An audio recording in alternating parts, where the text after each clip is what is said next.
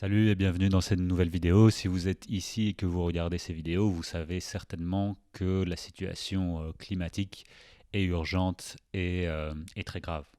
Donc on sait qu'on doit agir tout de suite, on sait qu'on doit agir de manière assez importante et assez agressive, et on sait aussi, certains d'entre nous pensent que toutes les solutions sont déjà là. Il n'y a plus qu'à faire et la seule chose qui manque aujourd'hui, ce n'est pas la technologie, ce n'est pas des nouvelles solutions, mais plutôt de la volonté politique. Donc aujourd'hui, j'aimerais poser la question dans cette vidéo, est-ce qu'on a encore besoin de la recherche fondamentale pour faire face à cette urgence climatique? Pour la petite histoire, moi j'ai obtenu une bourse de doctorat à l'époque du FNRS, donc du Fonds national de la recherche scientifique en Belgique. Et j'avais eu un mandat aspirant FNRS, donc c'était un mandat de recherche fondamentale. Donc j'avais appliqué pour ça, j'avais eu l'immense chance de l'obtenir, et du coup, pendant 4 ans, je pouvais me focaliser sur mes recherches, mais sans nécessairement avoir un but appliqué dans mes recherches. Je ne devais pas forcément avoir un but sociétal, un but technologique derrière.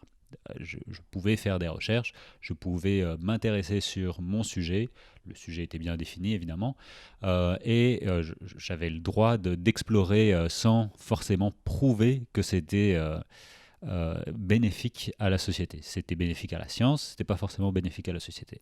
Bon, évidemment, moi personnellement, je pensais que c'était nécessaire, déjà à cette époque-là, mais le contrat ne t'obligeait pas à le faire. Donc en pratique, je faisais de la recherche tous les jours dans ce domaine qui était plus ou moins comment réduire l'impact environnemental des villes et comment prendre en compte le contexte local pour, euh, pour mieux analyser ces villes et pour mieux proposer des solutions qui ont du sens. Euh, je me souviens d'une histoire, j'étais allé un jour présenter un poster dans une conférence ou dans un séminaire, je me souviens plus trop. Et j'avais présenté mes résultats, donc ça c'était en 2013 je pense. Et il y avait un mec qui était le patron d'un bureau d'études ou d'une boîte de consultance, je me souviens plus trop, qui est venu voir mon truc, qui dit ouais, c'est cool, mais à quoi ça sert quoi? Et là, j'étais encore assez effrayé dans ma recherche, donc je savais, enfin, je disais bah voilà, enfin c'est plutôt pour comprendre, c'est plutôt pour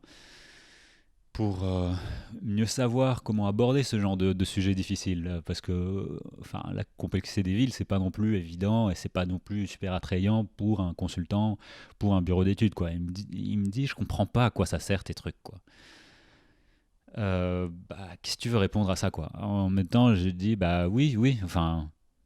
En même temps, toutes les solutions qu'on propose, si on comprend pas le problème avant, ça sert à rien non plus, quoi. Et enfin, vraiment, on s'est pas frité, hein, mais je veux dire, on était complètement pas en accord.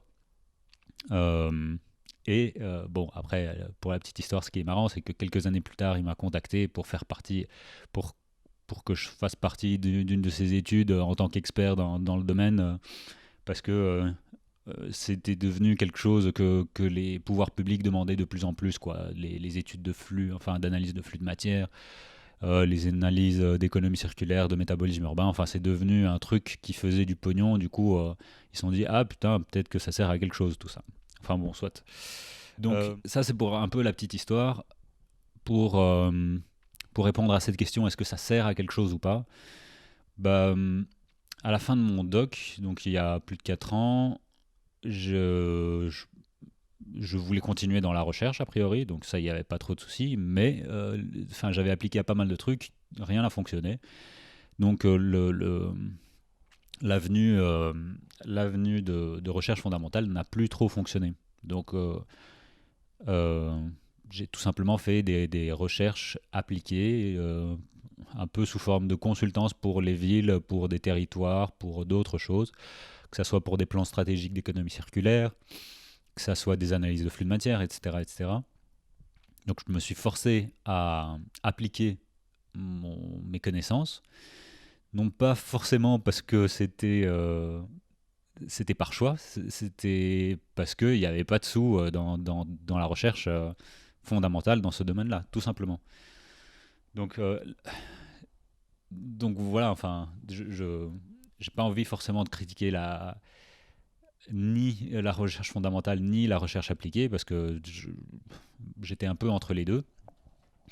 Et en ce moment, je me dis, ok, peut-être que je vais retourner en recherche, pas fondamentale, mais un peu plus pure que faire des rapports pour des villes, parce qu'au bout d'un moment, en fait, tu produis pas forcément des connaissances, tu produis un meilleur savoir sur comment transférer des connaissances scientifiques et les appliquer, mais tu produis pas forcément des nouvelles connaissances.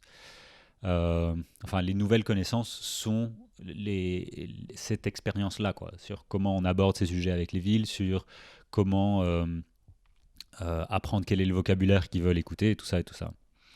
Donc là, je me dis, ok, j'aimerais mettre une petite pause et retourner peut-être dans la recherche un peu plus. Euh, mais c'est marrant parce que du coup, là, j'ai recommencé un peu de la recherche et j'écoute parfois des collègues proches ou lointains avec un vocabulaire, avec une manière de présenter les choses et je me dis, mais enfin, qui va s'intéresser à ça, quoi, et qui finance ça, quoi, réellement. Donc je suis tombé moi-même dans ce problème de cette personne qui m'avait critiqué il y a longtemps. Donc je pense que même si enfin on a besoin de la recherche fondamentale, j'ai l'impression, parce que sinon on rentre dans le mainstream et on reste en boucle comme ça, on tourne autour du pot, enfin on présente des solutions stériles, enfin voilà. Ça, c'est vrai d'un côté. D'un autre côté, c'est tellement urgent qu'il faut y aller. Il faut arrêter de présenter des théories. Il faut juste appliquer, appliquer, appliquer. Enfin, surtout les politiciens, hein. La recherche, je pense qu'ils ont déjà trouvé pas mal de solutions. Euh, mais d'un autre côté, bon, bah voilà, enfin, le, le, le langage de la recherche fondamentale n'est pas attirant, n'est pas attrayant. On ne comprend pas pourquoi, à quoi ça sert. Et là, il y a vraiment une espèce de fracture entre le monde de la recherche, les citoyens, les décideurs politiques, où on ne comprend pas, on se comprend plus, quoi. Et ça, je pense que c'est vraiment un grand problème. De un, on n'est plus, on n'est plus prêt à s'attaquer à des sujets complexes en tant que citoyen, en tant que décideur politique. On veut des choses simples, on veut des bullet points, on veut des conneries dans le genre. Mais non, enfin, les choses sont complexes. On doit prendre le temps à comprendre cette complexité. On doit faire confiance à la recherche vu que c'est nous qui la payons et établir une relation de confiance dans le long terme, quoi. Bon, bah voilà, enfin c'était une petite vidéo sur ce sujet-là. Je me demande ce que vous en pensez. Est-ce que vous pensez encore que la recherche fondamentale est nécessaire face à cette urgence climatique? N'hésitez pas à mettre vos commentaires ici en commentaire de cette vidéo, de la partager avec vos amis chercheurs, chercheuses, chercheurs au pluriel, enfin au féminin, euh, qui sont peut-être, enfin qui font de la recherche appliquée ou fondamentale, qu'ils aient aussi un avis. Si vous comprenez rien à la recherche, mettez-le aussi en commentaire. Et puis, je vais vous revoir la semaine prochaine. Et je vous souhaite un bon week-end. Allez, salut!